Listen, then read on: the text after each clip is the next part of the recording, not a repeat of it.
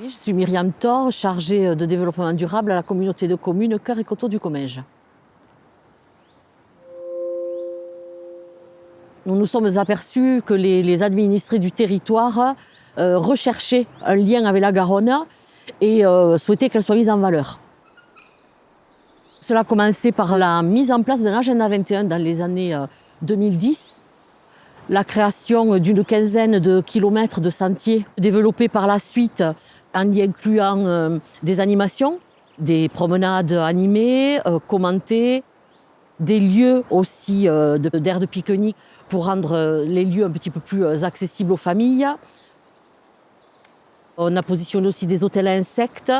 On a fait des animations avec des scolaires, des journées de sensibilisation au nettoyage avec des adultes et avec des scolaires aussi, pour que les gens soient un petit peu plus sensibles au fleuve et sensibles à leur territoire. Par rapport au développement du tourisme, puisque c'est un des souhaits de notre collectivité. Nous sommes aux portes de Toulouse, nous sommes aussi aux portes de l'Espagne. Nous avons pas mal de touristes et de Toulousains qui viennent passer les week-ends sur le secteur.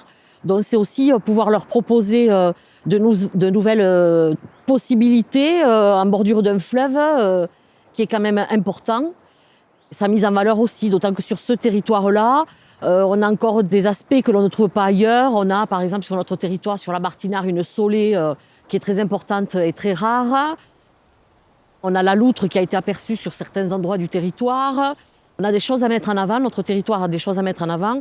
Preuve en est, c'est que les 3 exécutifs qui se sont succédés depuis le démarrage du projet ont maintenu et même développé de façon plus importante le projet pour en faire ce qu'il est aujourd'hui.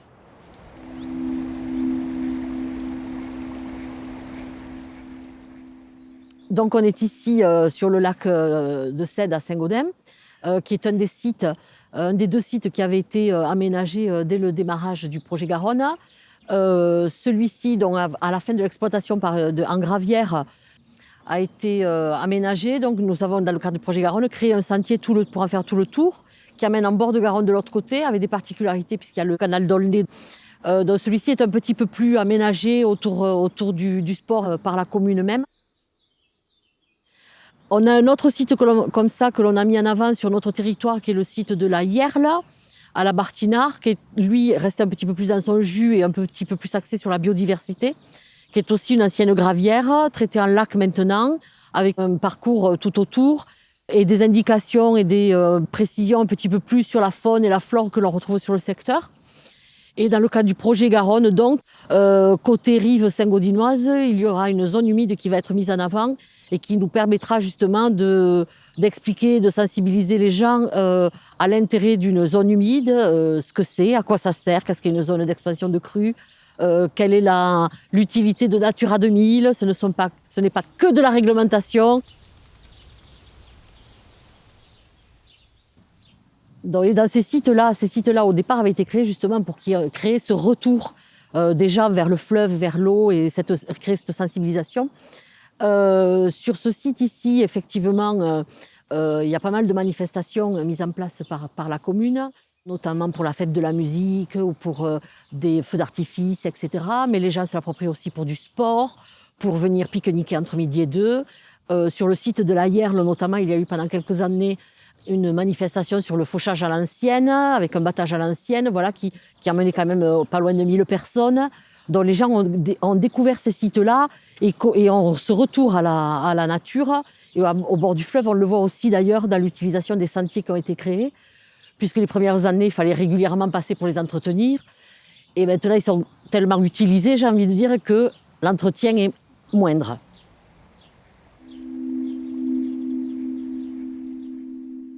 Notre territoire a été choisi pour une maison Garonne du fait de son historique industriel avec une usine de pâte à papier, les tisserands, toutes les usines d'hydroélectricité que nous avons sur le territoire.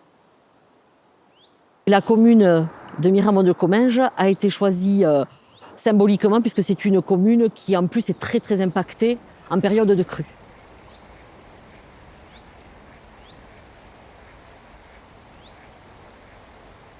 La Maison de la Garonne, c'est un projet dans son ensemble. Tout le long de la Maison de la Garonne, on va pouvoir se promener, déambuler comme on le fera en bord de Garonne et remarquer un petit peu les spécificités du territoire. Mais ces spécificités-là vont pouvoir aussi être observées à l'extérieur, puisque de la Maison de la Garonne, des départs de sentiers ont été créés. Notamment, nous avions dans le premier projet créé 3 sentiers sur la commune de Miramont, qui maintenant viennent d'être rattachés dans 2 autres gros sentiers qui sont inscrits sur les sentiers du territoire au conseil départemental et donc qui sont un petit peu plus longs et qui passent en bord de Garonne. Et les spécificités que l'on aura vues à l'intérieur de la maison pourront être observées à l'extérieur.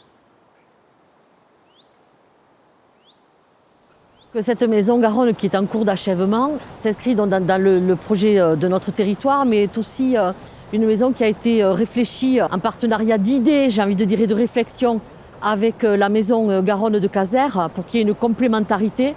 Nous, on a une spécificité qui est un petit peu plus industrielle sur notre territoire, avec un cours d'eau qui est beaucoup plus impacté par le nombre de centrales hydrauliques que l'on a. Casères est un petit peu plus sur la batellerie. Voilà, essayer de faire en sorte que l'on puisse, comme c'est le souhait du SMEA, créer une destination Garonne et trouver quelque chose de différent tout le long du fleuve, même si bien sûr la faune et la flore et la vie du fleuve à proprement parler va être plus ou moins la même sur tout le territoire. Dans la Maison de la Garonne s'inscrit tout à fait dans cette volonté de sensibilisation, en laissant un aspect positif justement du fleuve et de la biodiversité. Il a été décidé aussi dans l'expo permanente de parler de la Garonne, mais de parler aussi des aspects négatifs de la Garonne, c'est-à-dire de la pollution que l'on y retrouve encore, afin de sensibiliser les gens autour de ça aussi. Et la commande des élus est pour le futur que les expos ne soient pas qu'autour du beau, que l'on parle effectivement des problèmes que peut rencontrer la Garonne, notamment l'été avec la sécheresse et les périodes d'étiage, des usages abusifs que l'industrie peut avoir de la Garonne et de l'eau.